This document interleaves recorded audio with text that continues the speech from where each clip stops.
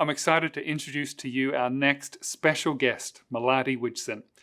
When she was just 12 years old, she and her sister Isabel started an organization called Bye Bye Plastic Bags to protect their beautiful island home of Bali, Indonesia, from the pollution of plastic bags. And she is here with us today to tell us about her journey. So thank you to Women's Voice magazine for sponsoring this segment, and thank you, Melati. Thank you so much for joining us. We're excited to hear your story. I am so excited to be joining you this morning, where I'm recording right here in the beautiful Bali, Indonesia. I'm really lucky to be calling this place my home. Have any of you ever been to Bali? Some of you may, and even if you haven't, probably the way you picture Bali, my island home, is something like this. Bali, the island of gods. Now, when a lot of the times I say or tell people that I'm from this island, they're like, oh, it's a beautiful paradise, and it is. We have palm trees, we have the ocean, we have mountains and rice fields. Absolutely a dream to have grown up on Bali. But there was another reality that we faced every single day. Bali, the island of garbage. This is an in-your-face problem. Growing up here on Bali, every time we walked through the rice fields, every time we went swimming in the ocean, every time we went for a beach walk, there was always plastic. But I know that I'm not needing to spend too much time or too much energy on plastic pollution. I'm sure that those of you that I'm talking to right now are well aware of the problem and the urgency to take action. I mean, think about it. In our lifetime, there will be more plastic than fish in the oceans. Can you imagine that? Bali in Indonesia is one of the world's largest archipelago. We have only ocean surrounding our 17,000 islands, which means that we have an incredibly large population of fishermen that are fishing and pulling up plastic. It's even happened to me personally. My name is Melati Wijsen. I'm 19 years old and a full-time changemaker. Growing up here on the island of Bali and talking about one of those fishermen, I live not far away from the beach. And one day I went, picked up a fish, cooked it as a family dinner, and right there on the table, we opened the fish and out came plastic bits and pieces. I'm not kidding. They were as big as my fingernails, these plastic chunks that a fish that I collected from a local fisherman on my local beach, right there. And that was the moment, among so many other moments, growing up here on the island of Bali with this reality of plastic pollution, which made me and my sister say, enough, what are we going to do about it? And so here is a picture of me when I was 12 years old and my younger sister, Isabel, when she was about 10 years old. You see, growing up here, loving this home, feeling very connected to the environment around us, we began asking the question, what are we going to do about it, and how can we start right now? And at the time, we learned that 40 other countries around the world had banned single-use plastic bags. So 40 countries at 10 and 12 years old, we thought, oh, what a huge number. If they can do it, we can do it too. We for sure can do it. Come on, Bali. Come on, Indonesia. We can do it too. So here we are just before school, waking up, putting on our uniforms, and we started our first organization called Bye Bye Plastic Bags. The name and the mission go hand in hand. It's pretty simple. We had no business plan, no agenda. We didn't even know the spider web we were about to enter ourselves.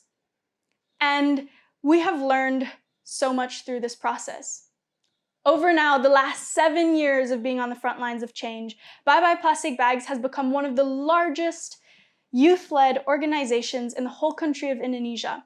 And I'll share some of the learning curves of what we've learned as young changemakers on the front lines and see how it applies to literally anyone, because we all have a role to play. But still a little bit on our story. My sister and I were very lucky to have gone to the Green School here in Bali. It's a bamboo cathedral with no walls and the philosophy to produce green leaders. If I was probably at any other school, I would not have continued or been able to accelerate and grow my passion with Bye Bye Plastic Bags. This school allowed me the time and the space and the energy to continue forward, and I recognize that privilege. But I also know that there needs to be a radical revolution in the education system. More on that later. Bye Bye Plastic Bags. We started here on Bali, just the two of us, me and my sister, grew into this massive movement here in Indonesia, but it was more than that. Every time we posted something on social media, okay, the first few days, yes, our mom and our dad were probably the first likes on Facebook, but soon enough, we grew. Our videos on YouTube, our posts for team members on Instagram blew up all around the world. And kids who were watching this in every corner started reaching out, sending emails, slipping into the DMs, saying, hey, I want to do the same as you. I want to stand up and say no to single-use plastic bags in my local area. So that's where Bye Bye Plastic Bags has spread into not just being a movement in Bali or Indonesia, but a global youth movement where young people are standing up as part of this global movement to say no and to say bye-bye to single-use plastic bags.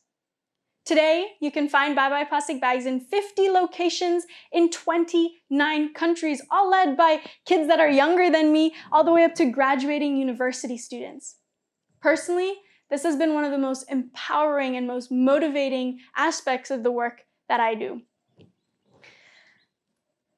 But it has not been easy, and there have been a lot of learning curves that we've experienced over the last 7 years. As you can imagine, the first lesson that I want to share with you today at this program is team. I think, no matter how good of an idea you have or how good of a leader you may think you are, you need to surround yourself with like-minded people. Understand that you have to bring the strengths out and the passions out of the people around you. And for me and my sister, starting something like this at 10 and 12, well, we turned to our best friends and we held our first team meetings at lunchtime and at snack time, every chance we got after school. And this was where we found the first lesson and the most important still today of having your team around you. This allows you to take an idea and grow it. The second lesson that we have learned is creativity, right? Once you establish your team, your vision, your mission, even though we were young people at the front lines, I would say we never ran out or never had a lack of creativity, right? This is one of the strongest aspects of young people.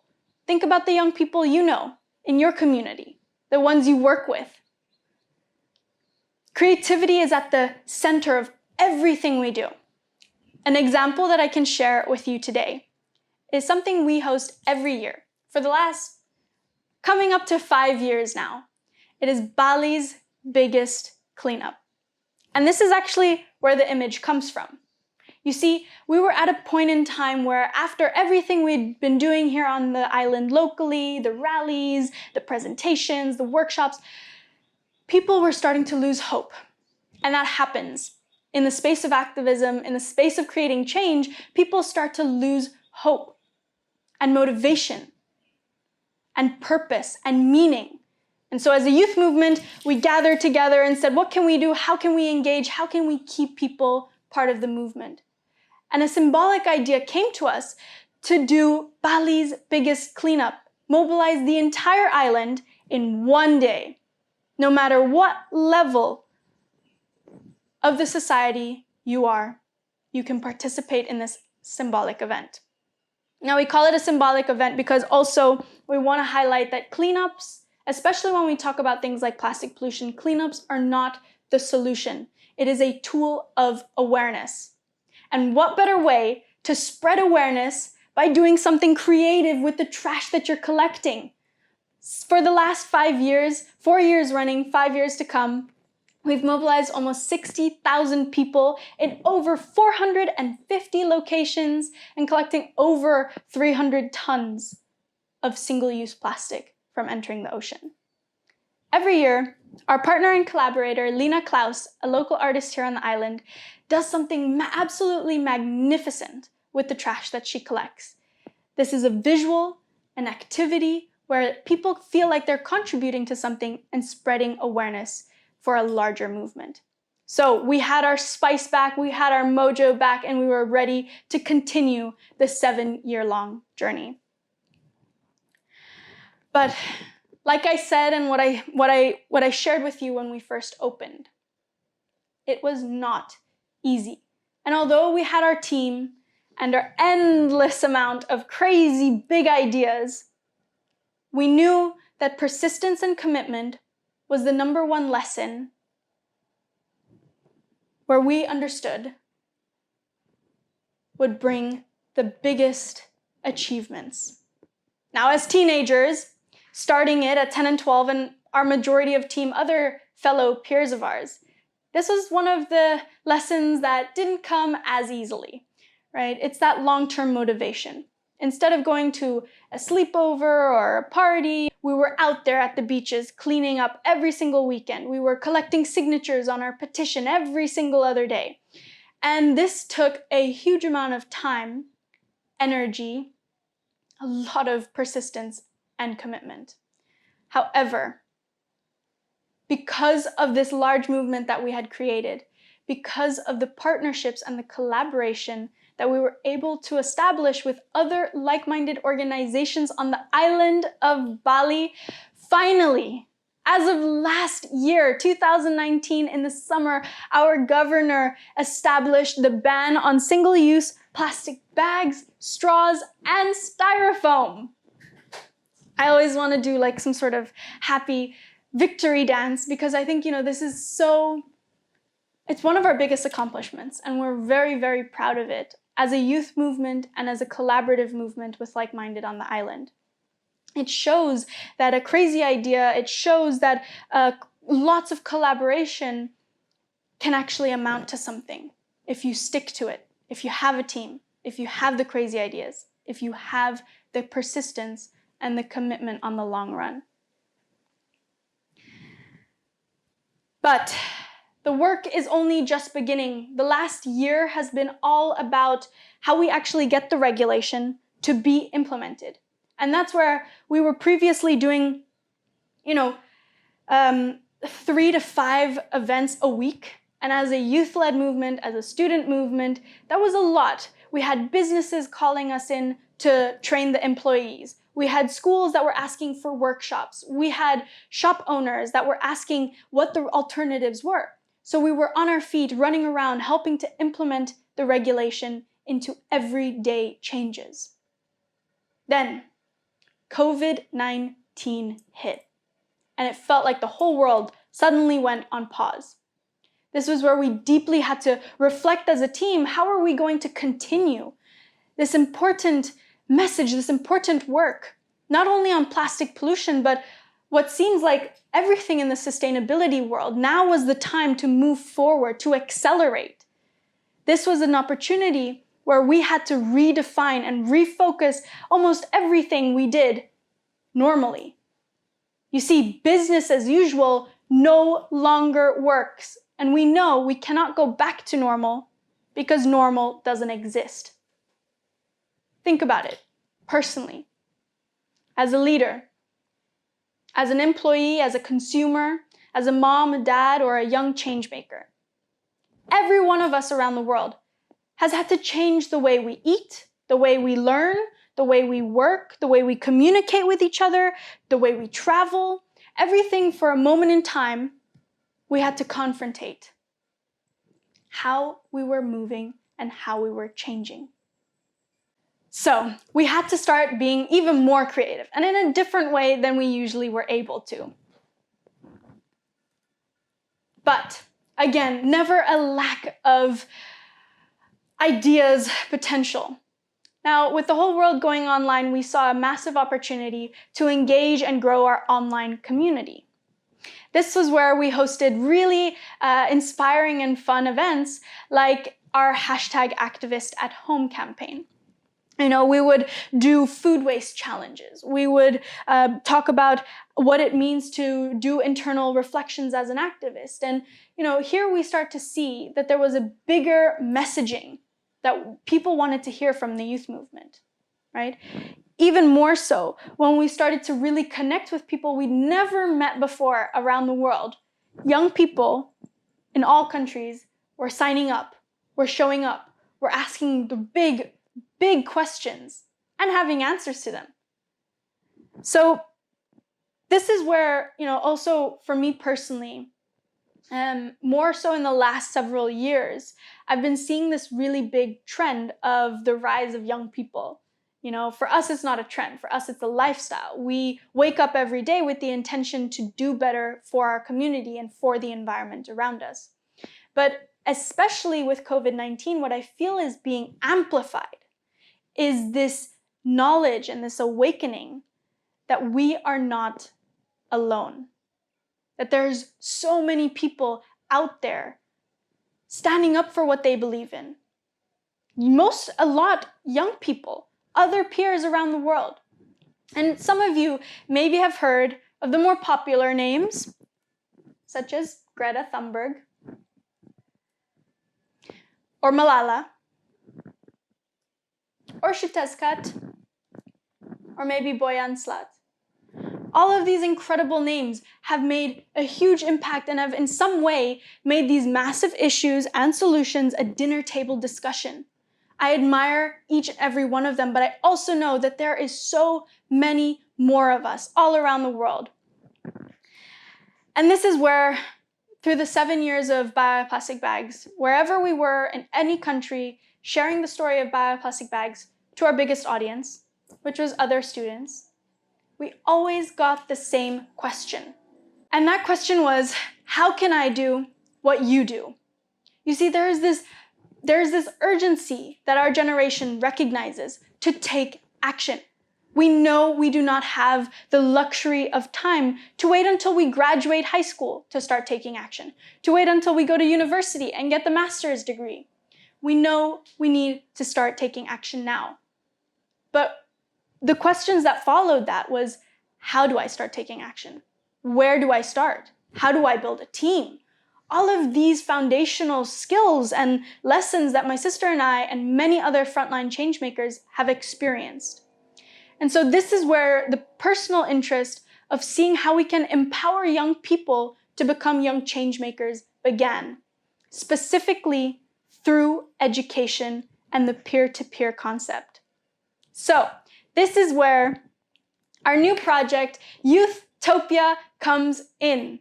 We're a community-centric platform with learning at its core, and we work together with the other frontline young changemakers who have this knowledge, who have the experience, and build it out into content and programs for the rising young changemaker. You see, because there is something when we're able to make it relatable, when we can make it personal, people start to gravitate to that. And not only that, they personally make changes as well as inspire others. So Youthtopia is all about seeing how we can accelerate the positive change that we wish to see by empowering the current generation. Now, instead of sharing more words, I'm going to take a pause and show you a little video that gives you a good idea on what Youthtopia is all about.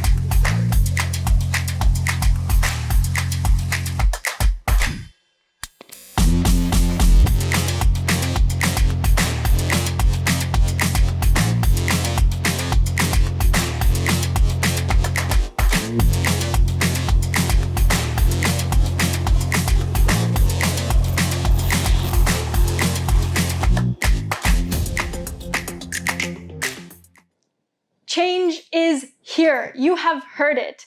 But how is it here? And what do we need to see more of in order to make sure it stays in the long run, make sure it's a sustainable type of change? Well, I believe that everybody, especially with the time that we're living in right now, we are all aware, and in some way or shape or form, there is an intention and a willingness that we know we have to change. But what we need to see more of is collaboration across all key stakeholders. We need to have more of a bridge and more of a connection point in between business leaders, scientists. We need to have scientists being connected to the education system. We need to have the education system connected to the politics. I think that young people play this role of being the bridge, connecting the dots, making sure that the communication is as transparent as possible, but not only that, that we're holding these goals and these commitments accountable. We're in the decade of action. When I was in Davos earlier this year, that was the buzzword that was happening. 2020, in January. I'll tell you, it feels like a different decade. But 2020, when COVID-19 wasn't even a discussion earlier, everybody spoke about the decade of action. And they were referring to the 17 Sustainable Development Goals. This is a framework that was established in 2015 by the United Nations, which addressed 17 different focuses, from ending poverty, no hunger, climate crisis, the biodiversity, renewable energies. All of this are put into 17 goals that we have to reach by 2030. Thus, the decade of action. Now, I'm challenging us, no matter what role or level we have, to make shorter term goals. Imagine if all of us in the positions of power that we all have are clear and transparent about the next 2 years, the next 12 months. How and what are we actively doing today to make sure that we're reaching the 2030 goals? Because right now, the systems we have in place do not support a supporting framework to reach those 2030 goals. So again, we need to have more collaboration. We need to have a stronger narrative and a stronger insight to the goals that we want to reach in the businesses and the different industries that we have, and empower and uplift the already existing structures, such as the 17 SDG goals. To all of the young people watching this, show up, use your voice. You've seen through one example, Bye Bye Plastic Bags, that kids can do things from an idea into reality, into policy change, something that we have experienced here. And yes, it took long, but you have the power to show up, to think about what you're buying at the supermarket, to think about the clothes that you're wearing, because every single decision, every single action and choice can make a difference. So, to bring it back to you, to the audience that is watching, and potentially to those that are a little bit older than 25, accept the change that we need. Recognize that we can no longer go back to normal. There is no normal. Be bolder in the decisions that you're making. Be braver to think bigger.